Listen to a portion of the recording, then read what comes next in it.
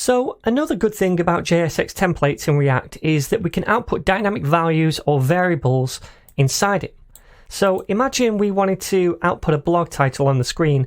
Well, yeah, we could hard code it right here. We could just write it in the H1, but we could also output a variable instead right here. Now, we can create the variable inside the function before the return template. So I'm going to say const, and then we'll call this title and set it equal to something.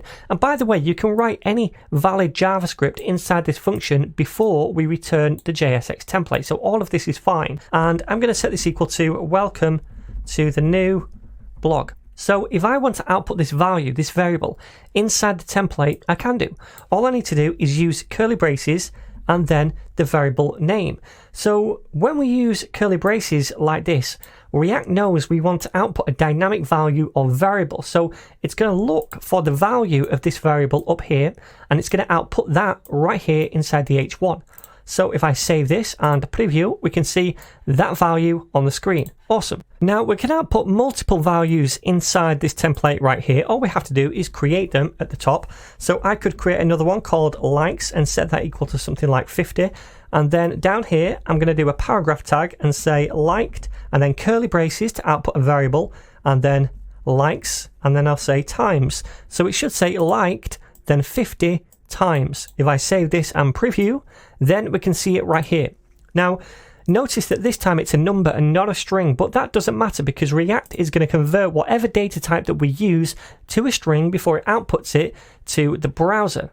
So we could use an array if we wanted to. It would just convert that to a string and then output it. The only thing we can't output are booleans or objects. So for example, if I try to create another constant called person and set it equal to an object, and in here we'll have a name, which is Yoshi, and also an age property, which is going to be 30.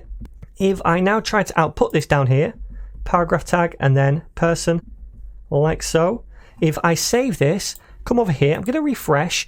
Notice we get an error, and we cannot output this object. So numbers, strings, and arrays, fine. Booleans and objects, we can't. So let me just comment these out so they don't cause an error, and save it. Now, as well as outputting variables, we can also write the dynamic values directly in the curly braces. So for example, I could write any kind of JavaScript statement inside these curly braces that returns a valid value, either a string, a number, or an array. So let me just do a number like this, and it outputs 10. Let me do another example, another paragraph tag, and this time I want to output a string. Well, we just use quotes for that and say hello ninjas, like so. Save it, and we see that string. Do another example. I'm going to output an array. So curly braces and then an array. Inside here, I'll just say 1, 2, 3, 4, and 5, and save that. And we can see this array. All it does is bunch all of the different elements in the array together, and it outputs those as a string. And then after this, we can also output little evaluations like this. I could use the math object dot random and then maybe times that by 10, like so. So it's going to evaluate this, which returns us a number, and then it's going to output that number as a string in the browser. So if I save this, we can see we get a random number. If I refresh, it's going to be different each time around, okay? So another thing we can do in JSX is use these dynamic values as attribute values in element tags.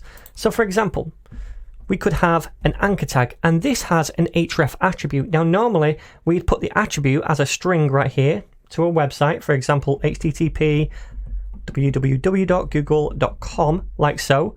I'm just going to say over here, Google site. But in JSX, this can be a dynamic value. So I could cut this and store it in a variable at the top over here. Const link is equal to this string we just created. And then down here, if I want to use a dynamic value for an attribute, I just use curly braces. So we don't need the quotes first and then curly braces. It's just curly braces. And then we put the dynamic value inside the curly braces.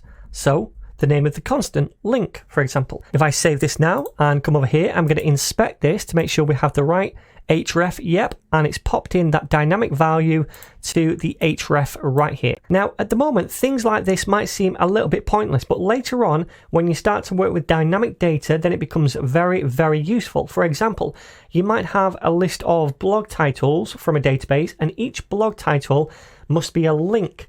Now, that link is going to be dynamically output for each blog because each blog title should click through to a different blog details page, right?